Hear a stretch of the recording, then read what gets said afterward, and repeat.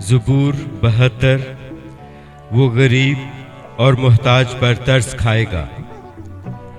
اے خدا، بادشاہ کو اپنے احکام اور شہزادہ کو اپنی صداقت عطا فرما۔ وہ صداقت سے تیرے لوگوں کی اور انصاف سے تیرے غریبوں کی عدالت کرے گا۔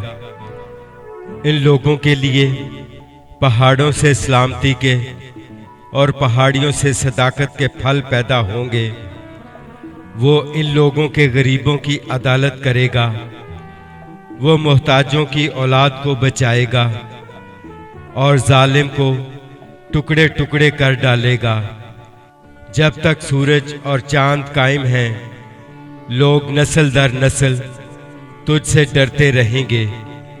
وہ کٹی ہوئی گھاس پر میہ کی مانند اور زمین کو سیراب کرنے والی بارش کی طرح نازل ہوگا۔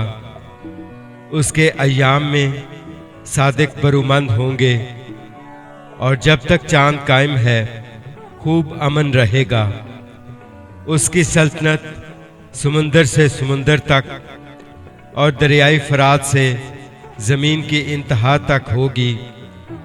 بیابان کے رہنے والے اس کے آگے جھکیں گے اور اس کے دشمن خاک چاٹیں گے۔ ترسیس کے اور جزیروں کے بادشاہ نظریں گزرانیں گے۔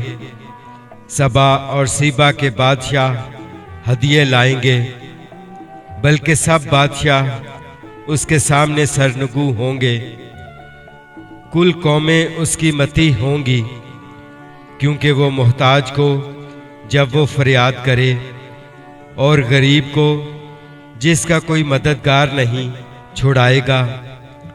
وہ غریب اور محتاج پر ترس کھائے گا اور محتاجوں کی جان کو بچائے گا۔ وہ فدیہ دے کر ان کی جان کو ظلم اور جبر سے چھڑائے گا، اور ان کا خون اس کی نظر میں بیش قیمت ہوگا۔ وہ جیتے رہیں گے اور سبا کا سونا اس کو دیا جائے گا۔